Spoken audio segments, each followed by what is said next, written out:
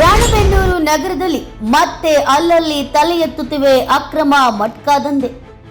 74 86 98 26 18 ಹಣ.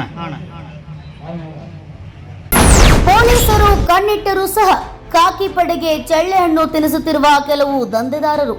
74 86 98 26 18 ಹಣ.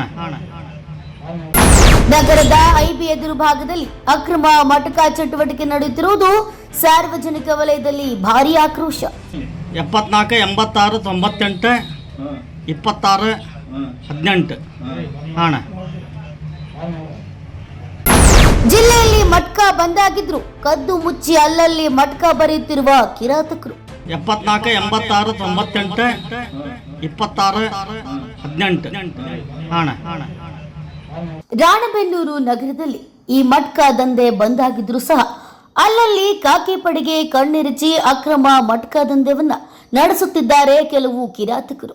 ಎನ್ಐಎ ಅಕ್ರಮ ಮಟ್ಕಾ ದಂಧೆಗೆ ಸಾರ್ವಜನಿಕ ವಲಯದಲ್ಲಿ ಭಾರೀ ಆಕ್ರೋಶ ವ್ಯಕ್ತವಾಗ್ತಿದ್ದು ನಗರದ ಪ್ರವಾಸಿ ಮಂದಿರದ ಮುಂಭಾಗದಲ್ಲಿ ಈ ಅಕ್ರಮ ಮಟ್ಕಾ ಬರೆಯುತ್ತಿರುವುದು ಇತ್ತೀಚೆಗೆ ತಿಳಿದು ಬಂದಿದೆ. ಎನ್ಐಎ ಇದರಿಂದಾಗಿ ಸಾರ್ವಜನಿಕ ವಲಯದಲ್ಲಿ ದಿನಪೂರ್ತಿ ಕೂಲಿ ಮಾಡಿ ಬರುವ ಜನರು ತಮ್ಮ ದೈನಂದಿನ ಬದುಕಿನ ಆಸರೆಯನ್ನ ಈ ಓಸಿ ಮತ್ತು ಮಟ್ಕಾ ದಂಧೆಗಳಿಗೆ ಸುರಿದು ಜೀವನವನ್ನ ಹಾಳು ಮಾಡಿಕೊಳ್ತಿದ್ದಾರೆ.